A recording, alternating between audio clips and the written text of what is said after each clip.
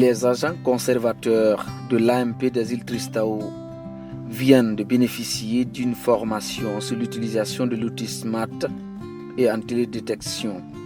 Pendant plus de 2 semaines, ces gardes-forêts ont appris les techniques de l'utilisation de ces outils qui sont indispensables pour une meilleure surveillance.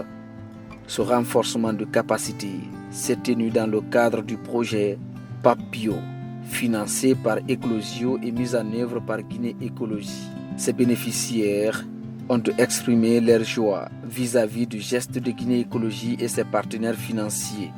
Les 2 formations qu'on vient de faire, le SMART et la détection avec les systèmes informatiques, géographiques, vraiment les 2 formations nous apportent beaucoup de choses.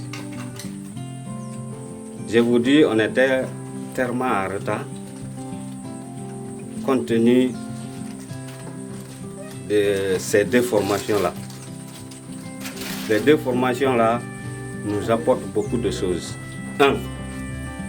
Aujourd'hui, on peut rester ici, sur notre site, sans patrouiller terrain, connaître les terrains dégradés.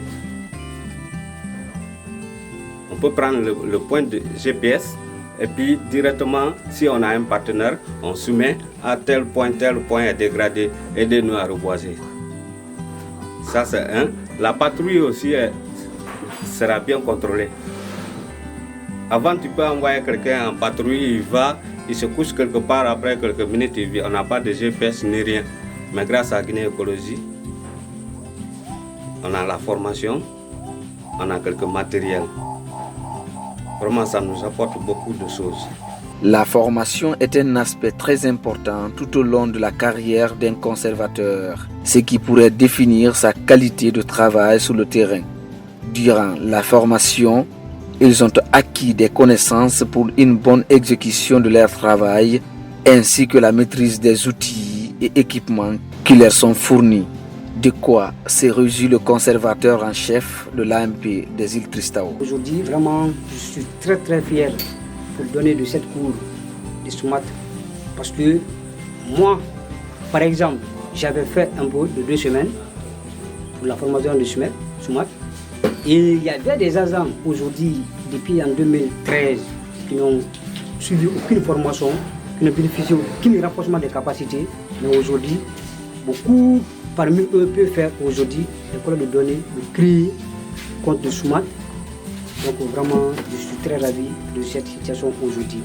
Durant cette session de formation, les formateurs ont déroulé des modules pour mieux outiller les agents conservateurs afin qu'ils accomplissent leur mission. Au vu du résultat, ces formateurs restent confiants quant à une bonne surveillance et de patrouille dans cette AMP. J'ai vu l'engagement de tous les conservateurs. C'est vrai que l'emplacement de part c'était un peu moisi, mais cependant il y a eu l'engagement de part et d'autre, de parties prenantes. Donc ça s'est très bien passé. Ils ont accumulé le maximum qu'ils pouvaient. Je pense qu'on a déjà ici des télédétectionnistes, plus maintenant des smartistes. Je trouve que la formation s'est très bien déroulée parce qu'on était là avec un agenda de formation, donc on a pu dérouler jusqu'à la fin. Alors, que ce soit du côté de la télédétection, donc nous avons pu aborder toutes les sessions depuis l'installation des logiciels, le téléchargement des images, le pré-traitement et le traitement. Et nous avons aussi effectué la collecte des données sur le terrain et leur intégration sur le logiciel avec un arrière-plan. Donc je dirais que la formation s'est très bien passée. Tout au long de ces 2 semaines de formation, donc, nous avons vu que les conservateurs ont montré de l'intérêt et de la curiosité tout au long de la formation. Voilà, donc ils se sont intéressés aux outils, mais ils ont beaucoup contribué aussi en nous faisant voir la maîtrise qu'ils ont du territoire de l'AMP de Tristão. Pour lier la théorie à la pratique, des activités du terrain ont été réalisées par les conservateurs. Il s'agit notamment des patrouilles pour recueillir des données. Ces 10 conservateurs des îles Tristão sont désormais outillés à la conception, l'analyse et l'interprétation de la base de données à l'aide de l'outil SMART, mais aussi aux techniques de télédétection. Dans le cadre du projet PAP-Bio, des activités d'enquête villageoise ont été menées par l'équipe de Guinée Écologie dans 5 villages: Katfoura, Campement Kachek, Kabotou, Kunga et Bagadaï. Des focus group ont été organisés.